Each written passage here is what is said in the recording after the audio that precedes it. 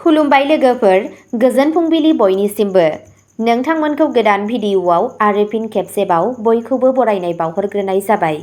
आं दिनै नोंथांमोननि सिगाङाव 25 एप्रिल 2025 मायथाइ एबा 11 बैसाग दान 1432 मायथाइनि सानसेनि फानजामुथिखौ फरायथिनो लादों।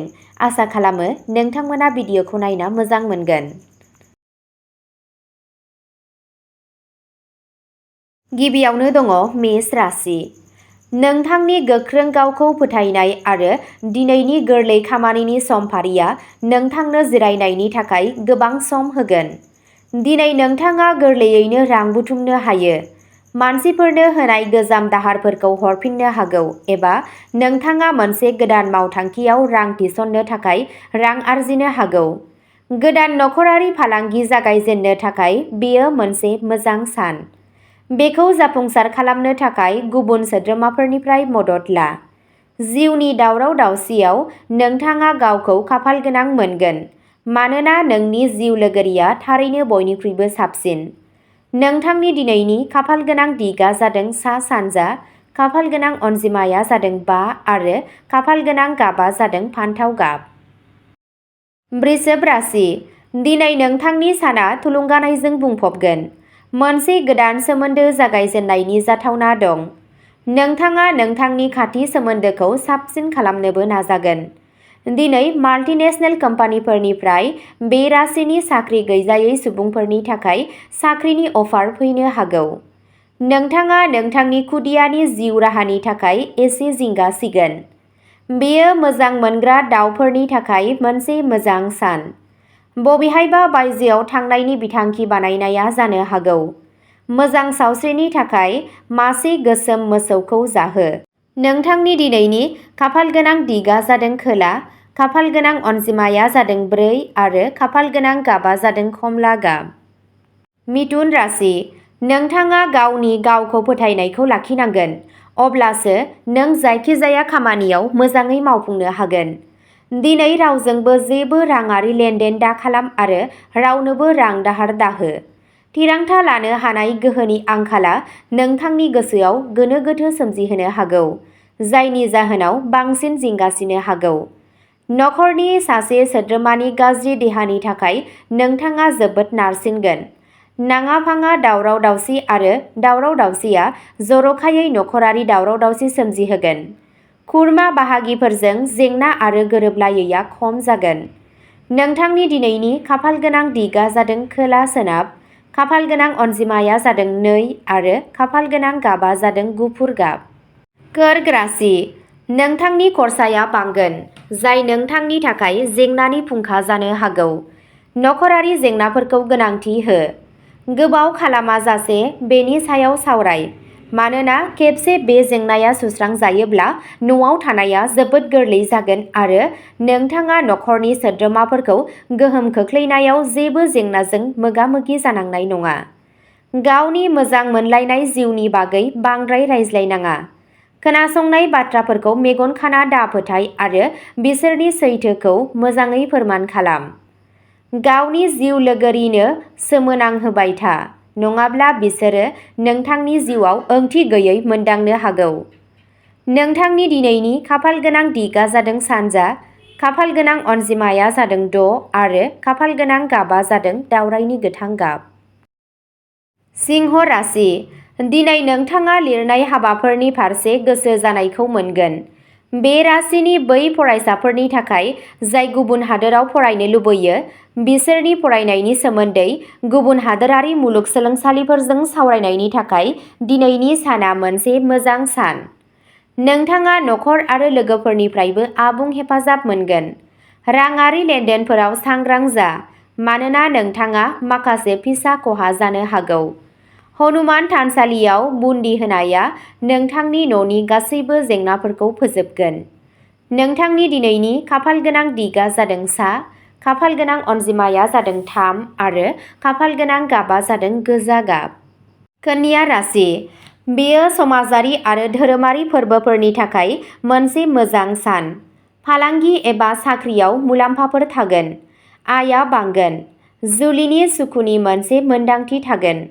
बेयो मोनसे आबुङै मुलाम्फा गोनां सान। जुदि नोंथाङा बाहागोदारियाव मोनसे गोदान फालांगि जागायनो सानथांखि लादों, अब्ला बेयो गाहाम जागोन। मोनसे गोनांथार फालांगियारि रादायखौ नोंथांनि फारसे जोबथा महर होनो हागौ। लोगोफोर आरो बाहागिफोरजों सोमोन्दोआ गोख्रों जागोन। मोनसे जेंनानि मोनसे सुस्रांनाय मोनगोन। नोंथांनि दिनैनि खाफालगोनां दिगआ जादों सा-सोनाब, खाफालगोनां अनजिमाया जादों 8 आरो खाफालगोनां गाबआ जादों रेजें गोथां गाब। तुला राशि, गुबुननि जाफुंसारनायखौ बाख्नायनानै नोंथाङा बेखौ रंजानो हागोन। अनुमान खालामनाया खहागोनां जानो हागौ। बेनिखायनो जायखिजाया रोखोमनि रां थिसननाय समाव आबुं सांग्रां जा। नखराव गोहोम खोख्लैनायखौ लाखिनायनि गोनांथि हुदाखौ नागारनायनि सम जाबाय। जिउनि जौगानाय आरो गाहायाव थांनायनि गेजेरजों बिसोरजों गसंफा। नोंथांनि सोलायनाय आखुआ बिसोरनि खुसिनि मोनसे जाहोन जागोन। दिनै गावनि आंगोखौ मोजां आखु दिन्थि। बैसोर सुबुंफोरनि सायाव नोजोर हो जाय नोंथांखौ लामायाव लांनो हागौ एबा नोंथांनि थाखाय खहागोनां खौरां होनो हागौ। नोंथांनि दिनैनि खाफालगोनां दिगआ जादों खोला-सानजा, खाफालगोनां अनजिमाया जादों 7 आरो खाफालगोनां गाबआ जादों गोमो गाब।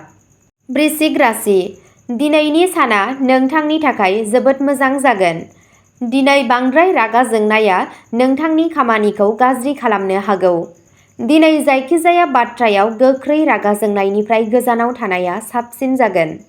दिनैनि साना सम्पथियाव रां थिसननायनि थाखाय मोजां। दिनै मोनसे गोदान मावथांखि जागायनायनि सिगां लोगोफोरनिफ्राय बोसोन लानाया नोंथांनि थाखाय मुलाम्फा गोनां जागोन। दिनै गावनि जिउ लोगोरिजों गोथार थावनियाव थांनाया मोजां फिथाय होगोन। दिनैनि साना मोजां मोनलायनाय लोगोरिफोरनि थाखाय साबसिन। दिनै थानसालियाव हारियारि जानाय लोंनायनि थाखाय आलु दान हो, जाय नखरनि जौगानायखौ बांहोगोन। नोंथांनि दिनैनि खाफालगोनां दिगआ जादों खोला, खाफालगोनां अनजिमाया जादों 3 आरो खाफालगोनां गाबआ जादों गोजा गाब। धनु राशि, समाजारि थासारिया बांगोन। दिनै नोंथांनि सोरजिथाया नोंथांखौ गुबुन लोगोफोरनिफ्राय सिगांसिन लांगोन। बांद्राय खर्सा जागोन। बेखौ सामलायनाया गोनांथार। नखरारि थासारिया सरासनस्रा जानो हागौ। नोंथाङा नखरनि सोद्रोमाफोरनिफ्राय आबुं मदद आरो हेफाजाब मोनगोन। नोंथाङा गथ'फोर आरो नखरजों मोनसे रंजालु आबहावायाव सम हगारगोन। मेगन फांथेनानै रावखौबो फोथायनो नाङा। नोंथाङा मोनसे मोजां आयदाखौ दान्थे-बिदान्थेनि आयदा बानायनो नाङा। नोंथांनि दिनैनि खाफालगोनां दिगआ जादों सोनाब, खाफालगोनां अनजिमाया जादों 5 आरो खाफालगोनां गाबआ जादों गोसोम गोथां गाब। मकर राशि, नाङै नारसिननाय आरो जिंगाया जिउनि गुबै बाथ्राखौ आबुङै बोखारनो हागौ। बेफोर हुदाफोरखौ नागारनाया साबसिन। नङाब्ला बिसोरो नोंथांनि जेंनाफोरखौल' बांहोगोन। रांआ हरखाबै नोंथांनि लामायाव फैगोन, जाय नोंथांनि खर्सा आरो बिलफोरखौ सामलायनायाव मदद होगोन।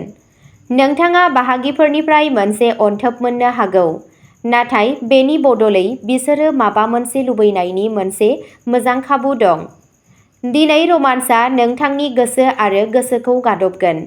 दिनै नोंथांनि सानथांखिफोराव जोबथा मिनिटआव सोलायनाय फैनो हागौ। नोंथांनि दिनैनि खाफालगोनां दिगआ जादों सा, खाफालगोनां अनजिमाया जादों 6 आरो खाफालगोनां गाबआ जादों हाथफ्ला गाब। कुम्भ राशि, दिनैनि साना नोंथांनि थाखाय मोनसे गोजोनथाव सान जागोन। गोबां बोसोरनिफ्राय सोलिबाय थानाय हा नांलायनायाव नोंथाङा देरहागोन। दिनैनि साना बे नेरसोननि मोजां मोनग्रा लोगोफोरनि थाखाय मोजां। नखराव हाबानि सायाव गोरोबथा जागोन। बेयो लहा फालांगिरिफोरनि थाखाय मोनसे मोजां सान मानोना गोनांथिया बांगोन, जायनि जाहोनाव आयआ बांगोन।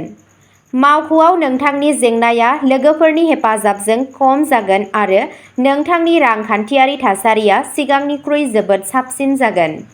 मासे मोसौनो गोथां गांसो जाहोनाया नोंथांनि फरायनायाव मुलाम्फा होगोन। नोंथांनि दिनैनि खाफालगोनां दिगआ जादों खोला, खाफालगोनां अनजिमाया जादों 3 आरो खाफालगोनां गाबआ जादों रेजें निला गाब। मीन राशि, नोंथाङा नोंथांनि साख्रियाव मावग्राफोरनिफ्राय मोजां मदद मोननो हागौ। हाबा जानाय सुबुंफोरा गावसोरनि जुलियारि जिउआव माखासे जेंनाफोरजों मोगा-मोगि जानो हागौ। दिनै नोंथाङा नोंथांनि खामानिखौ फेहेरनायाव जाफुंसारगोन। फैगौ सानफोराव बांद्राय खर्सा खालामनाया नोंथांनि जेंनाफोरखौ बांहोनो हागौ। नोंथाङा खामानिजों सोमोन्दो गोनां दावबायनायनिफ्राय मुलाम्फा मोनगोन। खहानि थाखाय बांद्राय खर्सा खालामनायनिफ्राय गोजानाव था। मोनाबिलियाव नोंथाङा सोरजोंबा मोनसे सोरजिलु मावथांखिनि बिथांखि लागोन। नोंथांनि दिनैनि खाफालगोनां दिगआ जादों सानजा, खाफालगोनां अनजिमाया जादों 9 आरो खाफालगोनां गाबआ जादों गुफुर गाब। अब्ला दिनैनि राशि फरायथिनाया एसेनोसै। नोंथांमोनहा बेबादिनो सानफ्रोमबोनि फानजामुथिखौ मिथिनो थाखाय चेनेलखौ साबस्क्राइब खालामनानै लादो आरो भिडिअखौ मोजां मोनदोंब्ला अन्नानै लाइक, शेयार आरो कमेन्टबो खालामनानै होलांब्लानो जाबाय। गोजोन्थों।